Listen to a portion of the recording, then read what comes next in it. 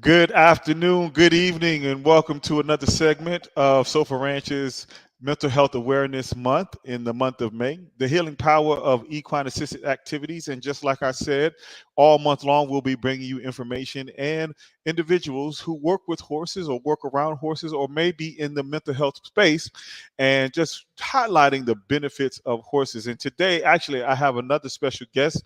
We actually had an opportunity to interview some of our volunteers and brought another volunteer on this particular session. And because he is actually going through the process of being certified in equine assisted learning, and he's doing his internship here at Sofa Ranch. So I wanted to bring him in, give him an opportunity to be introduced to our audience and share his journey of equine assisted learning and some of the things that he's been experiencing here at Sofa Ranch. So once again, we're going to bring to the stage. Go ahead. It's my homeboy, soon to be yours, Lawrence Booker. What's going on, Lawrence? How's everybody? How you doing there, buddy? Man, you got a perfect radio voice. That's crazy. I ain't even do all that, but yeah, that's impressive. I'm Oh well. I'm man, very well. hey. I'm strong. Oh, good man. So I wanted to bring you on because you've been volunteering at Sofa Ranch for a little over 2 months now, Mhm. and you've actually made the transition to be a certified equine specialist. And talk to us a little bit about what was the motivation behind you wanting to be following that path of equine specialist. Mm. That's a really good question. It's a question I've been asked a lot of times, obviously over the last 2 months, because it's Uh, definitely off the beaten path. yeah. Um, so I came out of the military, and in this time frame while I was in the Air Force, I had learned a lot about what I didn't want to do, honestly. Okay. And that was helpful in getting me away from a path that I hadn't wanted to walk, but I hadn't learned exactly which direction I was going to be moving yet.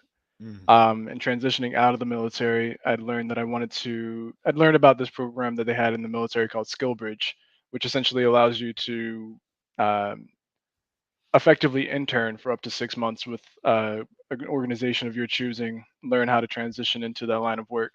And when I had attempted to do that, that was back in 2020, so right as the pandemic kicked off and everything just kind of fell apart. It didn't stop me from wanting to learn more about the line of work that I was interested in, which at the time was animal sanctuary work. I wanted to figure out how to incorporate what I've established in myself as a more ecocentric worldview and align that with a line of work that allowed me to get out into nature to work in benefit of the environment and of the earth and of nature and natural creatures essentially. So in that time frame between now and then, I kind of have gone through the various aspects of attempting to figure out what that would look like. But sometime early 2020, or earlier this year actually, I had learned about your ranch, and I decided kind of on a whim that I wanted to go out with my younger sister, my older cousin. We were going to hang out with you guys for a little bit and just get a feel for the environment. But it was as soon as I stepped foot on the property, it was at your old property. But as soon as I stepped foot there, my entire paradigm shifted from this is something that I kind of want to entertain to actually like this really feels divine, like really truly aligned and something purposeful that I want to participate in. Spending more time with you, whether it was through the volunteer work or even just along that ride and watching the way that you interact with all of your clients was something that really shifted and shaped how I wanted to move forward. But then just in conversations, building conversations with you where you were able to actually tune me into like, hey, this isn't just like this started off as a hobby for me at one point in time, hmm but I was able to incorporate your passion for counseling individuals and help people to grow into their fullest selves and grow into their sense of confidence and leadership alongside the work with the animals. And I thought that that was perfect. I mean, and I'm going to interject here just for a second because I think this did this happen yesterday. You were here yesterday, right? Hmm. Hmm. You want to, and so you and I want to bring this to everyone's attention because Lawrence is one of our great volunteers, and he was untacking the horse, and as he's Right. untacking the horse, I was reminded, okay, yeah, he's getting ready to go to his last phase of certification, and I always like to bring that connection. And so as he's untacking the horse, I came in and I said, hey, I was just sharing some insight on, look at it this way, look at it that way, and just, how to interject this into a possible therapeutic session when you're working Mm. with clients. And you didn't see yourself have the aha moment, but I saw the aha moment that you were having.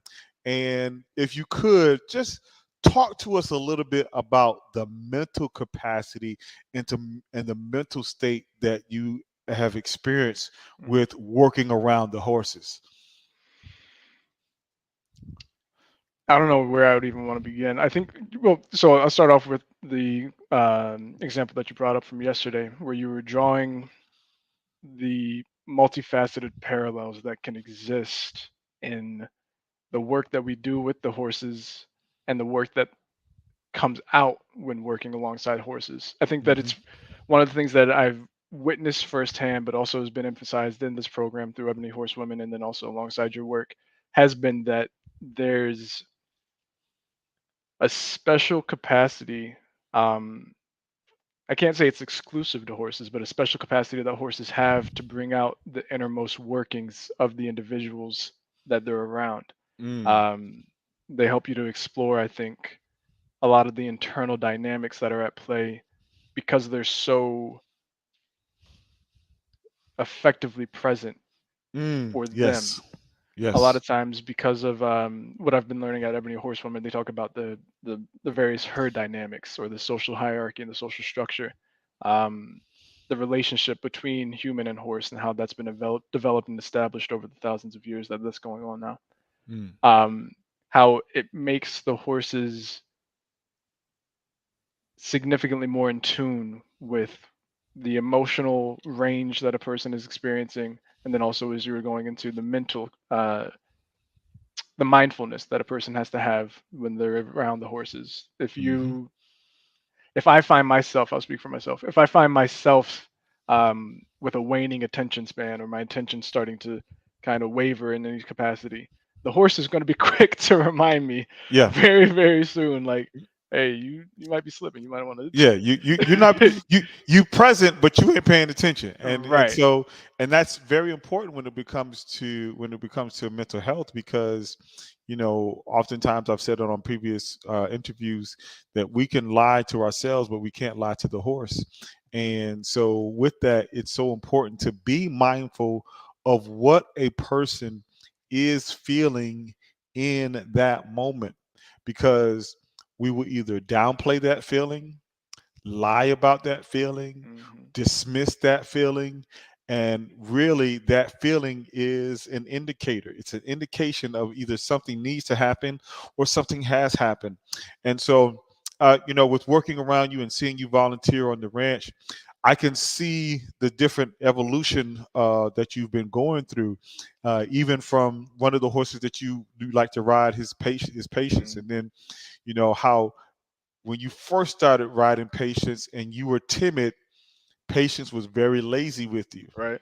And then now you were riding Patience the other day and you and Patience just running up the hill. Zooming.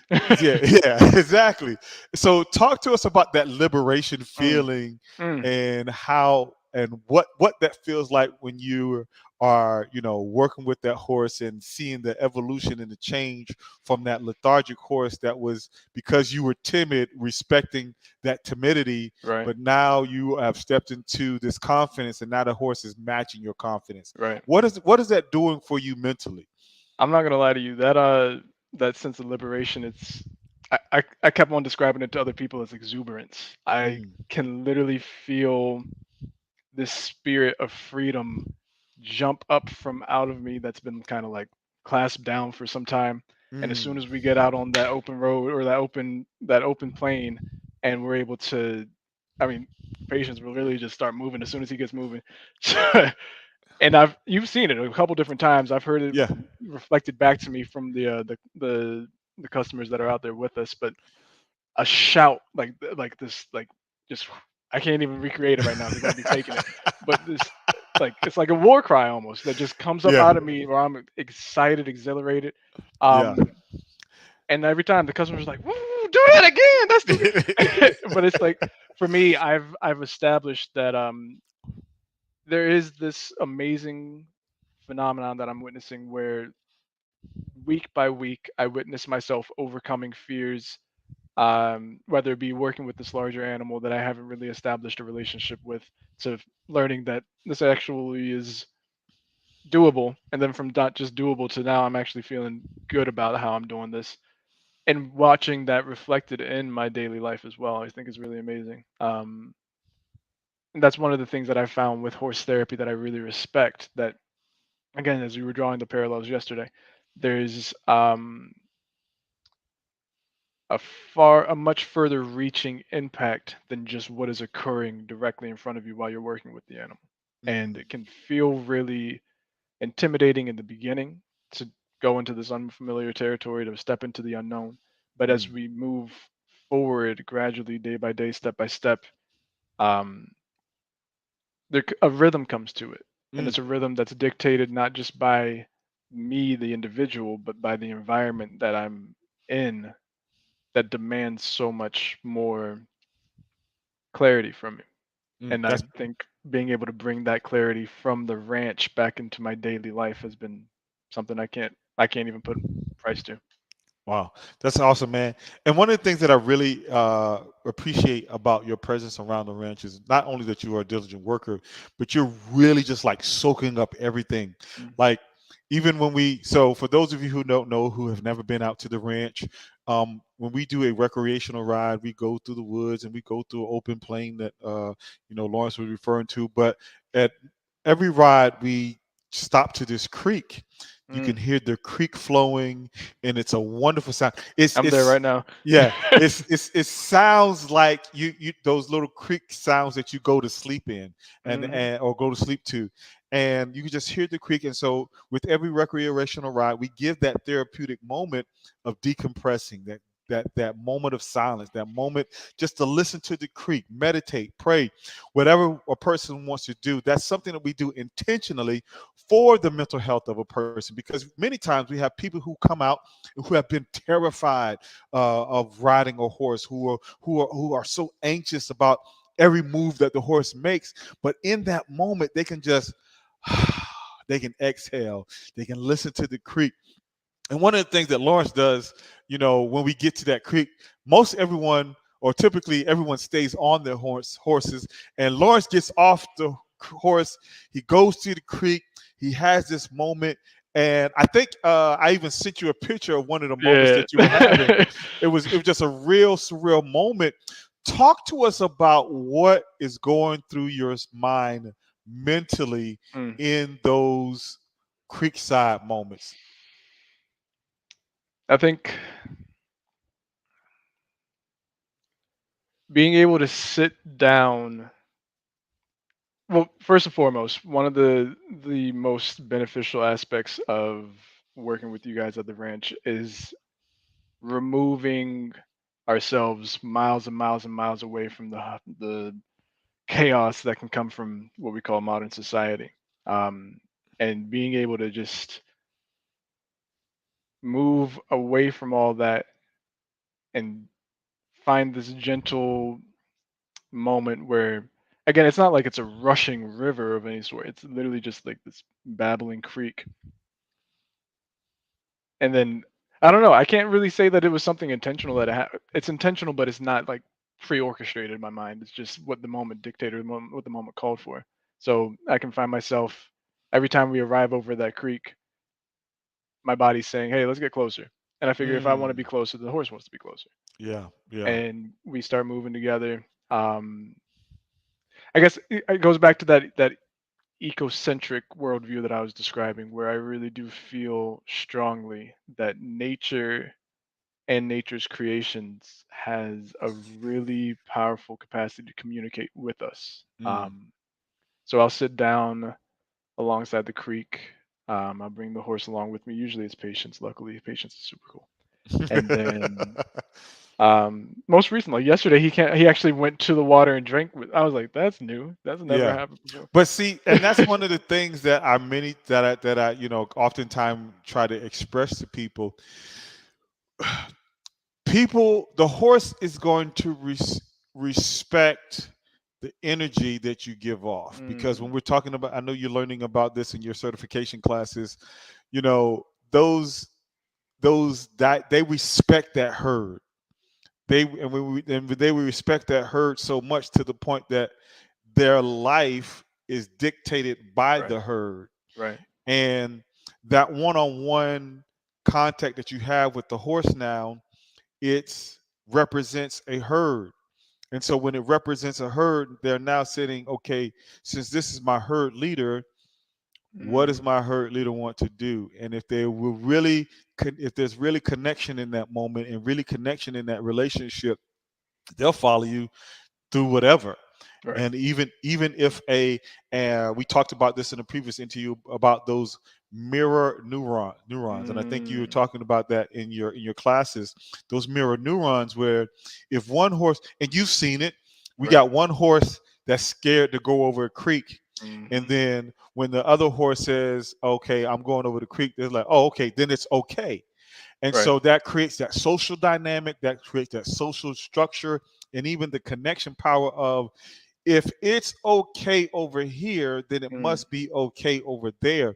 And so that helps us establish those leadership skills. That helps us establish those connection skills that we really need in our world today. And they are so important in the mental wealth and the mental health of mm, our everyday life, indeed. because now we can begin to balance those social dynamics and understand, hey, in this particular situation, am I the leader or am I the follower? Do I Mm, connect or do I control? Do I lead or do I follow? So at the end of the day, it helps us be present in that moment in order to make sure that we can co-regulate those mental capacity that we may have in a particular moment. that's powerful. I know Yeah. that one of the things that came up in my mind was you were mentioning mirror neurons is because I recognize that communities are also strong reflection points for what is going on Mm-hmm. socially, right? Psychosocially, especially. And that is one of the main reasons that I actually aspire to this position that you've created in my mind now of like, wow, this is I can do this. And it's Mm-hmm. you know what I mean? It's that seed that gets planted of saying, wow, somebody else is I see this reflected in the world. I want to see how I can do this now. And Mm-hmm. I'm hoping to continually as I go about my life spread that same energy in a way, present that seed to others who want to pick it up and just I don't remember if it was in a class or if it was you. I just remember watching a child, maybe it was a documentary I was watching recently, but watching a child's eyes just completely totally shift from like I'm just moving through my day to watching a person move through with a horse. Mm-hmm. And they're like, "Man, I want a horse now. I didn't know we could ride a horse. We can ride a horse. We can." That may have happened yesterday with the young gentleman that was on that trail That was ride, possible. That is possible. because he was very timid, and so Hmm. he was very timid in his interaction and movement when he first got on the horse, and then when he first got on the horse, he was kind of tense, and because he was so tense, it was hard for him to enjoy just the walk with the horse, and everything that the horse did was oh well, it was at that moment. And then so as he continued in the process, when he got back, he's like, man, I want a horse. Right. And because we were going up hills and we were going down hills and crossing the water and doing all these different things. And when you go through stuff like that, every step builds your confidence. Indeed. Every step builds your confidence to say, you know what? If I was able to cross this creek, then I would be able to cross the next creek. Right. If I was able to go up this hill, then guess what? I can handle myself on the next hill. But it's all about getting the person the opportunity to experience. And see, here's the thing. And that's Yeah, and that's one of the things that we do here at Sofa Ranch is everything is intentionally therapeutic, Right. but not everything is therapy. Mm. And so, what I mean by that is we infuse just in a recreational ride portions of equine assisted therapy. But at the same time, it's not an actual therapy session. But because we intentionally infuse it, now a person has that opportunity when they're going out on the ride, they experience that tranquility, they experience that peace, they Right. experience that freedom. And it's intentional. Everything that we do is intentional, even down to the names of our horses: Mm. grace, peace, patience, freedom, hope, Justice. joy, justice, Hmm. wisdom. All these names reinstill or reinfuse the nature of what we do. We want a person to be at peace. We Mm. desire a person to be free. We want you to be faithful. We want you to walk in truth. We Right. want you to walk in wisdom. And you can do all these things. And now you have a person that was maybe have had a chaotic week. And I said, okay, you're going to be riding peace today. Boom, automatically. Oh my gosh, I feel I have that peace. And Right. so because we do it intentionally, it's an opportunity, because I believe that's what separates us from many of the other ranches that may do or participate in what Hmm. we do, is just those simple, subtle infusions of of that therapeutic side of things. Even like, because you go to some places, they be like, all right, get on the horse, do this, do right. But everything, like even when someone gets there, we talk about connection, comfort, and confidence, giving them Hmm. the opportunity to build connection with the horse, giving them the opportunity to be comfortable on the horse, and building their connection, and building their confidence for the trail ride. And so with that, it's, once again, everything is intentional, to in order to put, number one, put them at ease, but Hmm. also put them in that therapeutic space. Right. I know that I've witnessed more times than I can count now. It's amazing just how many times somebody will connect with Peace as an example, because we like to use Peace a lot. So Peace will come out, and she's got such a gentle energy to her, and it connects to the person instantly. And over the course of that trail ride, you'll have somebody who might have had a tension burdening them down for the entire time before they got over there. That experiential process that you're talking about really overtakes them, and they learn how to embody peace. They connect to actual peace Hmm. alongside the horse. Yep. Um, One of the main benefits that I really do see with horse therapy that I love a lot is that there are so many therapeutic benefits that can be extracted out of the process that have nothing to do with what we consider through traditional therapy. Correct. Um, you've got that. How would I say it? It's like, as you were talking about, it's helping to build more self-esteem, helping to build more confidence just by a person working through what. mm, Try to figure out a way to phrase this, but essentially a person who's working through um, the challenges that the day is bringing to them, or Hmm. the challenges that the horse might bring to them. Of course, horses like to get playful. That's the thing. But Purpose. yeah, but I was really hoping to go towards like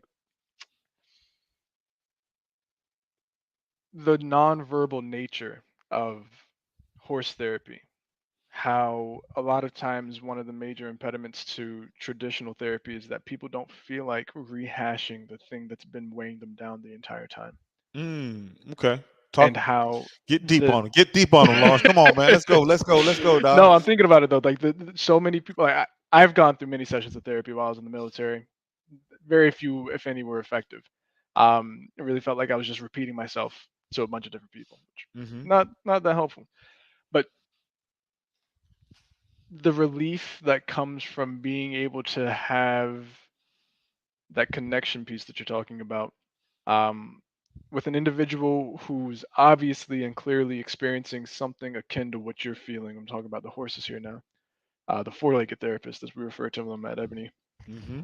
um, and being able to unload your emotional baggage. That's what we were talking about yesterday when I was unpacking, right? That Hmm. you're unloading your baggage at the same time as unloading that weight off of the horse, and you're able to see how that feels. You're able to feel how that feels, and able to Hmm. see how it feels on the other end for the horse as well. And Yeah. there's something to it where you just I don't feel like I have to I feel like it's actually a much more effective manner of unpacking the emotional baggage that many of us carry Mm. than sitting down, looking across from somebody in an enclosed space and kind of just venting, which is Mm. good. It's effective for many people, so I'm not knocking it. Hmm. I'm just saying I like the horses a lot more. It's more of an experience. Right. Um, and here's the thing. Let's and this is what I talk to people a lot when I'm talking about, equine assisted therapy and equine assisted learning activities. If you think about it this way, certain conversations you can remember, but you are more likely Hmm. to experience, or I'm sorry, to remember an experience than you are a conversation. Because how many times and you would say, "Oh, we were at this place and we were at this place and we did this and we Right. did that," but then you say, "Well, what was said? I Mm. can't remember what he said, but this is what happened." And the words are touching you, Yeah, but they're not going to exactly. stay. Right. And so that's in essence what equine assisted therapy and equine Hmm. assisted activities look like. Because when you're talking with a therapist, you got to sit there and simply rely on the words, or you may Mm. have to rely on your memory. But with that horse, there is an experience, there is a memory that is created in that moment to where, Indeed. like, oh, I can identify what I was feeling in that moment. And so I can't always put my hand on the word, but I can definitely tell you what I was feeling in that moment. Right. And it's so important for as you're going through therapeutic services and therapeutic transitions, that what you are feeling in the moment is important and helping a person identify what that looks like. And so that's one of our goals here at Sofa Ranch. We want to be able to create those situations. We want to be create those scenarios. And so I really appreciate you giving us the opportunity to talk with you today, because you represent someone that potentially life can be changed, because Mm. you just came for a regular old trail ride That's right. and then you was like, man, I want to volunteer. And then you went from volunteering to like, man, I want to do what you do. And Right. so it's just that parallel to where you like, it's all intentional to Mm. bring out the best in everyone. And I'm not saying that, everybody that comes to us is going to be an equine specialist, but that capacity is there, and representation is very important. Incredibly. Yeah. Incredibly. That's one of the main things that I actually really enjoy about the the organization that you've established, but also the organization that you connected me with, Ebony Horsewoman, because not only are they focusing on cultural representation, alongside that, they're also focusing on culturally competent healing Mm. and being able to address the various racial stressors that we, as folks of color, as people who have been identified uh, as black or Negro, or whatever it is that people have over the years tried to tell us we are, right? Um, the end of the day, there's a lot of stigma. There's a lot of stress. There's a lot of trauma that can get attached to that experience, and being able to connect with people who are having similar experiences. Because blackness is not a monolith. We've already established that many times Hmm. over. But being able to have a connection with people who are having similar experiences, and at the same time, who have evolved beyond the stigma, Hmm. evolved beyond um, the detraction that can come from a lot of the oppression that many of us face. I think it's incredibly exciting to be a part of, but also exciting to watch again.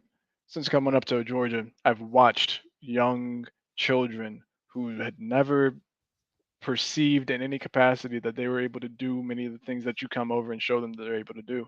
And they're a light flicks on. The lights come on in their eyes and they go from like dazed and bored and da da da to whoa, Hmm. what are we doing here and how do I do this? How can I be a part of this? and more experiences like that are opening up for me. So I'm just, again, I'm grateful to be able to be a part of this movement that you've established, because I do feel like it's a movement. It's ongoing and it's growing.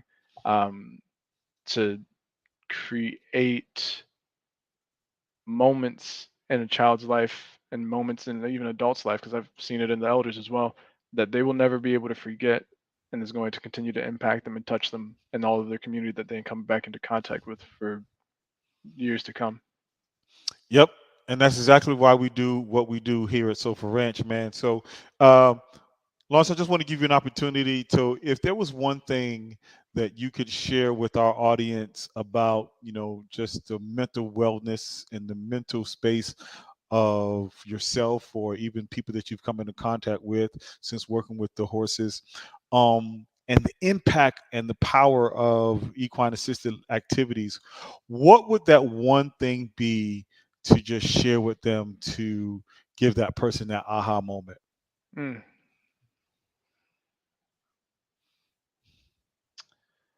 I think that I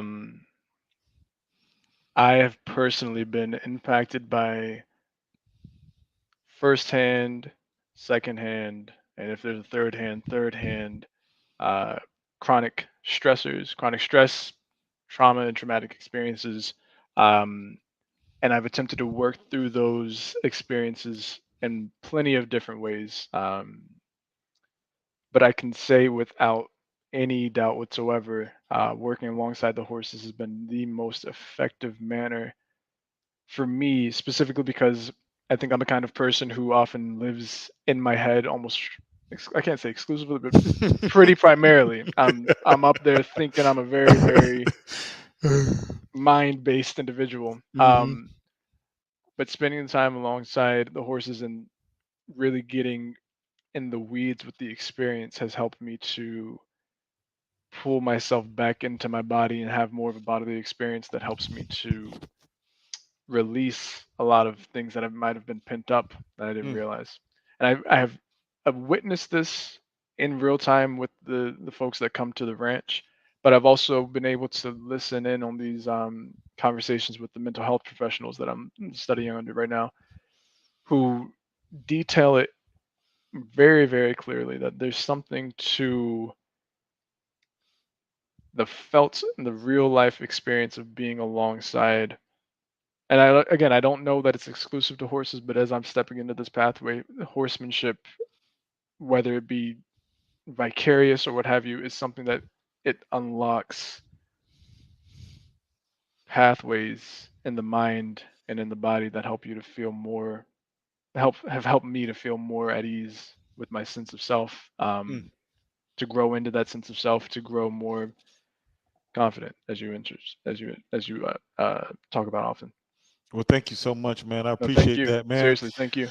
Man, my pleasure. My pleasure. That's what we try to do here around the Sofa Ranch. so, It's a so I'm a living testament. It's really yeah, and effective. so here I'm going to share this, and then we'll kind of come to our conclusion. The unique thing and interesting thing about Lawrence is, our audience doesn't know, Lawrence doesn't even live in Georgia.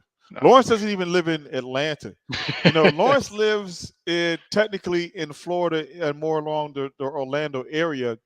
And once he had an opportunity to encounter the work that we do here at Sofa Ranch, he's been traveling back and forth. Anytime he had some free time, he'll come up to the ranch, volunteer, and then he's back. He's back in Orlando, Yeah. and then he'll be like, "Hey man, I'm gonna be there next month," and he'll come and spend 2 or 3 days, and he's out. But the thing about it is, the reason why I bring that up is because that's the level of impact that Sofa Ranch has had on his life, the horses that have on his life, to really open him up to that space of healing.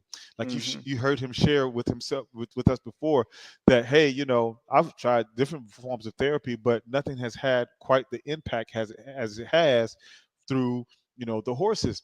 And we work in tandem with mental health professionals and traditional therapists, but at the same time, working with those horses actually gives people the opportunity to to experience even more. So I want to thank you, Lawrence, so much for your time and dedication that you've already offered to Sofa Ranch, and even being able to share some of your stories and testimony here at Sofa Ranch. I mean, on this particular broadcast today.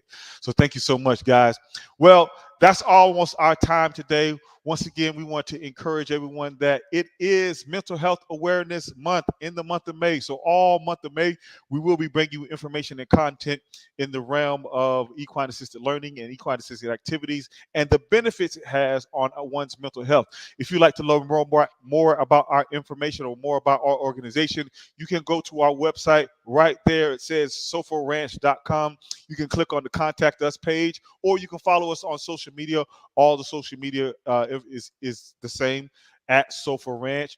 If you like to even learn or be a giver into our organization, because we are a 501c3 organization and all your donations are tax deductible, you will have an opportunity to click on the give button on our website to learn more information about what we do here to impact the lives of people all across the globe. So we want to thank you once again for tuning in, and we'll be back with another installment of this mental health awareness and bringing the healing power of equine assisted activities. Until then, I'm out. We'll holler at you later.